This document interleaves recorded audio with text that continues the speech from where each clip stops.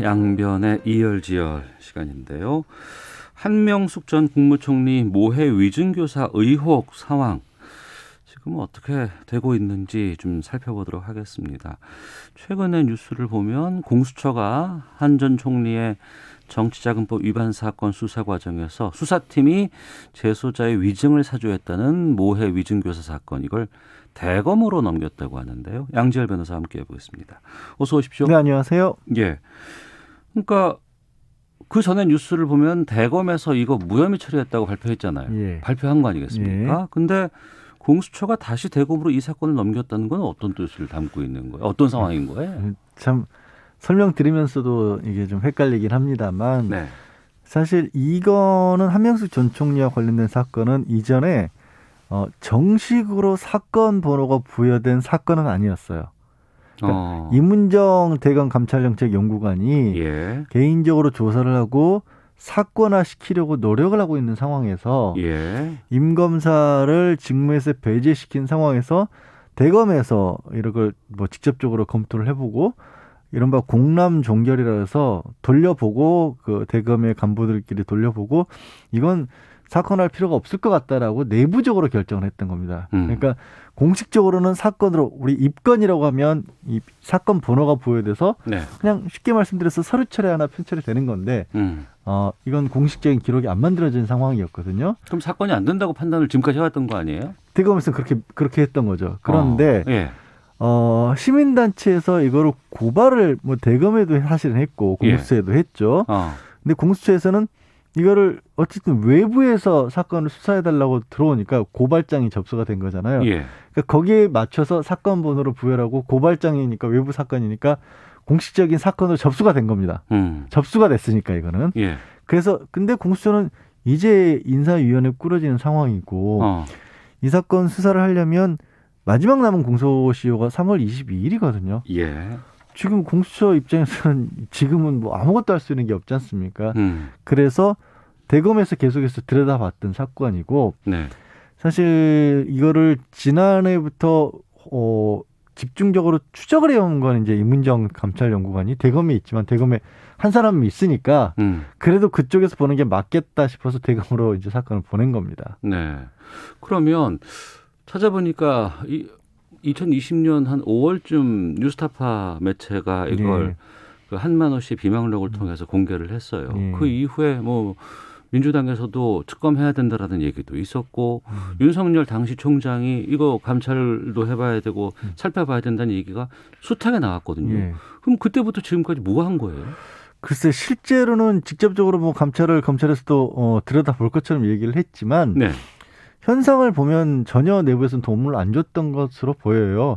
왜냐하면 이문정 검사가 대검에 이제 감찰부로 발령을 받았는데 통상적으로는 수사권을 주는데 네. 감찰을 업무를 하기 위해서라도 수사권을 안 줬거든요. 수사권을 주지 않은 임명이었다. 네, 그러면서 수사가 아니라 조사 형식으로 해서 그 사건을 쭉 파악을 해왔던 거죠. 그리고 지금 이제 원래 정치자금법 위반을 만들었던 한만호 씨, 고 한만호 씨가 이게 사건을 어떻게 해서 이제 만들었다는 의혹이 있는 거냐면 한만호 씨는 사실 돈을 줬다라고 검찰에서 얘기를 했다가 나중에 돈 준 사실이 없다고 법정에서 진술을 번복을 했거든요. 예. 그러면 이 돈을 줬다는 사람이 안 줬다고 하니까 무죄가 나야 될 것 같은데 그게 아니라 한만호 씨가 구치소에 갇혀 있는 동안에 다른 사람이 한만호라는 사람이 돈 줬다라고 주변에 이렇게 떠들고 다녔다라는 그런 증언들을 가지고 유죄를 또 이끌어낸 겁니다. 네. 그런데 이제 그 사람들이 검찰로부터 그 진술을 만들어낸 진술을 이제 뭐 협박이든 강요든 아니면 협조든 뭐 이렇게 했다,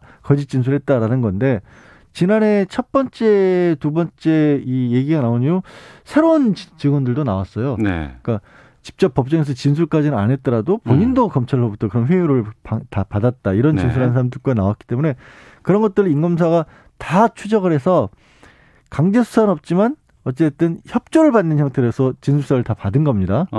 그래서 지난달 26일에야 박봉계 법무부 장관이 이거 수사권을 줘야겠다고 수사권을 줬고 주는 동시에 공소장 초안을 사실은 만들어서 올렸는데 그러면 이제 재판을 넘기기만 하면 되는 상황이었잖아요. 근데 그 상황에서 기억해 보시면 그 상황에서 바로 윤석열 총장이 이 이문정 검사에게 직무를 줄 수 없다라고 해서 지금 사실상 직무를 배제시켰고 그다음에 직접 대검에서 훑어본 다음에는 이거 사건 안 된다라고 덮어버린 거죠. 네. 그래서 어찌 보면 저는 참 이해하기가 어려운 게 이게 굉장히 큰 의혹이잖아요. 사실은 전직 국무총리를 없는 일을 만들어내서 죄를 덮으씌웠다는 의혹이니까 예.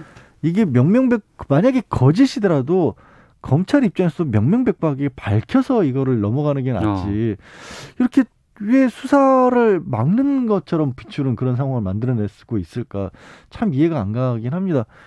어쨌든 이제 임 검사 같은 경우에는 본인이 조사했던 것도 양이 굉장히 많고 네. 예전에 대법원까지 거쳤던 사건이잖아요. 그러니까 기록 자체가 어른 키만 하다는 거예요. 쌓아놓으면. 지금까지 다 관련된 자기가 기록들을 조사한 걸 합하면. 확인하면. 네. 그거를 이제 아까 말씀드린 공남 종결이라는 게 결국 대검 간부들끼리 돌려보고 이거 사건 안 된다고 한 건데 그 시간 동안 보는 것 자체가 불가능하다는 거죠. 그러니까 임 검사는 지금도 명백하게 이거 그냥 수사를 막으려는 어떤 윤 총장의 일이었다, 업무 배제였다 이렇게 주장을 하는 그럼 거죠. 두 가지일 것 같은데 우선은 언론에서 이것이 뭐 모해 위증 의혹이 있다라고 발표하고 여러 가지 문제점을 삼았을 때 검찰 스스로가 수사를 통해서 이건 그렇지 않았다, 예. 그런 일이 없었다라고 밝히는 것 하나, 아니면 그런 일이 정말 있었으면 거기에 대해서 처벌을 받아야 되는 거 아니에요. 근데 그걸 다 하지 않고 그냥 공남 종결로 끝낸다? 둘 다 하지 않을 뿐더러 말씀드린 것처럼 임 검사가 조사를 충분히 본인이 했다로 주장해서 공소장 초안까지 만들어냈다는 건 재판에 넘길 수 있다는 거고 네. 재판에 넘겨서 제3자라고 할 수 있는 법원 입장에서 이걸 명백하게 정리를 해서 무죄라고 밝혀줘야지 검찰로서도 명예회복이 될 거 아니에요. 이걸 이대로 끝나면요. 두고 세간의 말이 나올 거긴 한데 재판조차 넘기지 못하게 막고 있는 거 아니냐. 네. 이런 상황인 겁니다. 사실. 그러니까 검찰이 구치소에 있는 재소자를 불러다가 증언 내용을 관여시켜갖고 연습시켜가지고 위증을 하겠다. 그래서 이게 모해 위증인 거 아니에요? 주장에 따르면 컴퓨터에 시나리오를 다 써놓고 그걸 보고 베끼게 만들었다라는 거지 않습니까? 그리고 법정에 나가서는 어떻게 얘기할지를 여러 차례 불러서 연습을 시켰다라고 주장을 하고 있는 거고 실제로 그런 날짜들에 그때 당시 재소자들이 검찰에 출두를 했던 기록들까지는 있어요. 그러니까 사건이 다 끝나고 자기 사건도 아닌 남의 검사실에 수차례에 걸쳐서 드나들었던 기록들이 있기 때문에 네. 뭐 다른 어떤 객관적인 의심이 갈 만한 증거들도 있고 분명히 말씀드린 것처럼 최소한 재판이라도 해봐야 되는 건데 아예 법정에 못 넘어가게 막아버리고 있는 그런 상황인 거죠. 만약에 의혹이 사실로 드러난다면 만약에 그러면 이 상황이면 어떤 처벌을 받을 수 있는 정도의 범죄예요? 모해위증 교사죄 자체가 뭐 그렇게 무거운 범죄지만 네. 그거의 처벌의 문제는 아닌 것 같고요. 제가 봤을 때는 이게 사실이면 지금 그 핵심 당사자로 거론되고 있는 게 윤석열 전 총장이 최측근으로 또 불리는 그런 사람이거든요. 네. 그렇기도 하고 과거에 검찰이 어떤 정치적인 목적을 가지고 사건을 했었다라는 얘기는 수탁이 나왔었지만 직접적으로 그게 드러난 적도 없었고 아주 직접적으로는요. 예. 그리고 게다가 이거는 다른 걸 떠나서 억울한 사람에게 누명을 씌운 거잖아요. 그렇죠. 만약에 이거는 이게 사실로 밝혀지면 그러니까 정말 검찰로서는 뭐 지금 뭐 주장하고 있는 검찰 개혁에 대한 반대라든가 아니면 뭐 중수청 설치를 놓고 지금 검찰에서 오늘도 검찰 고위직 간부들도 반대한다는 입장을 냈지만 그런 얘기 할 수 있는 상황이 아니라는 게 돼버릴 수도 있어요. 그러나 그래서 막는 걸 수도 있지만 제가 말씀드린 것처럼 그럴수록 명백하게 밝히지 않으면 계속해서 말은 나올 수밖에 없는 구조다. 이게 그렇게 막는 것 자체가 아니 뭐가 문제가 있으니까 막는 거 아니야? 라는 또 생각을 반대로 할 수도 있지 않습니까? 그래서 이해가 잘 안 간다는 겁니다. 시간이 많이 지났고 이제 관련 중인 2명 중에서 1명은 공소시효 이미 끝나버렸고 네. 남은 1명의 공소시효가 22일이라고 말씀해 주셨어요. 그럼 남은 1명의 공소시효 전에라도 이 사건을 뭐 기소한다거나 진행할 수가 있어요? 지금 상황에서? 지금 상황에서는 그러니까 지금 6일하고 22일이 어떤 때냐면 각각의 그 과거에 거짓말을 했다라고 의혹을 받고 있는 그러니까 검찰의 회유로 네. 그 사람들이 법정에 나와서 진술을 한 날짜들입니다. 마지막으로. 네. 그러니까 한 사람은 6일이 끝났고 나머지 한 사람이 22일까지 이제 10년이 지난 남은 상황인데 네. 그러니까 그러면 모해 위증을 교사했다라는 거고 이 사람들은 법정에 나와서 거짓말을 했으니까 그 사람들은 모해 위증죄로 처벌받는 거고 그때 사주를 했다는 의혹을 받고 있는 검사들이 공범으로서 네. 그 사람들을 직접 기소 안 하더라도 공소시효가 멈추는 겁니다. 네. 그래서 그 검사들에 대한 수사는 그때부터 할 수가 있는 거예요. 사실. 지금은 사실 임 검사가 이 자기보다 선배 검사들이고 네. 뭐 총장이 최측근으로 분류가 되는 검사들에 대해서 수사권도 없이 조사를 할 수가 없었을 거 아니겠습니까? 그래서 이게 그냥 끝나버리면 더 이상은 법적으로는 어쨌든 들어볼 방법이 없어지는 거죠. 그러면 지금 상황에서는 뭘 할 수 있는 방안이 없다고 지금 판단하고 계시는데 그 법무부 장관의 수사 지휘권 발동 이 부분은 어떻게 전망하세요? 그러니까 그건 남은 겁니다. 유일하게. 그리고 이게 말씀드린 것처럼 이 공수처에서 대검으로 간 사건에 대해서는 아직 배당이 안 이루어졌거든요. 네. 조남관 총장 대행 체제가 그냥 이문정 검사에게 배당할 수 있는 방법도 여전히 있어요. 이 공수처가 대검으로 돌려보낸 것을 이문정 검사에게 배당할 수도 있다는 거죠. 왜냐하면 서울중앙지검 검사로 겸직 발령이 나와 있는 상황이기 때문에.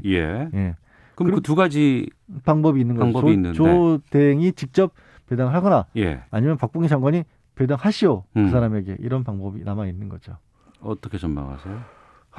근데 이게 참 법에 관한 수사에 관한 명백한 의혹에 관한 얘기를 하는데도 이제 정치적인 어떤 고려를 많이들 하는 것으로 보여요. 유 총장 가뜩이나 지금 나가자마자 지금 야권의 뭐 거물 정치인으로 이렇게 부상하고 있는 상황이기도 하니까 이게 어떤 그런 상황 그리고 현재 정부에 대해서 반대하는 목소리를 내면서 이게 나가다 보니까 이걸 만약에 배당을 하게 되면 또 법무부 장관하고 총장 대행하고 충돌하는 그런 모양새가 벌어질 수도 있지 않습니까? 그리고 그게 지금의 정치 지형에서 불리하다 내지는 어쨌든 그런 고려를 할 수도 있잖아요. 이런 말씀을 드리는 것 자체가 저도 별로 탐탁지는 않습니다만 그래서 고민은 좀 할 것으로 보입니다. 알겠습니다. 시원하진 않네요. 저도 좀 찜찜합니다. 왜 이렇게 해야 하는지 모르겠습니다. 양지열 변호사와 함께했습니다. 고맙습니다. 네, 고맙습니다. 잠시 후 2부 정치화투 LH 투기 의혹 또 지지율 급상승 중인 윤석열 전 총장의 행보에 대해서 정치권 입장 들어보겠습니다. 차차차도 준비되어 있습니다. 2부에서 뵙겠습니다.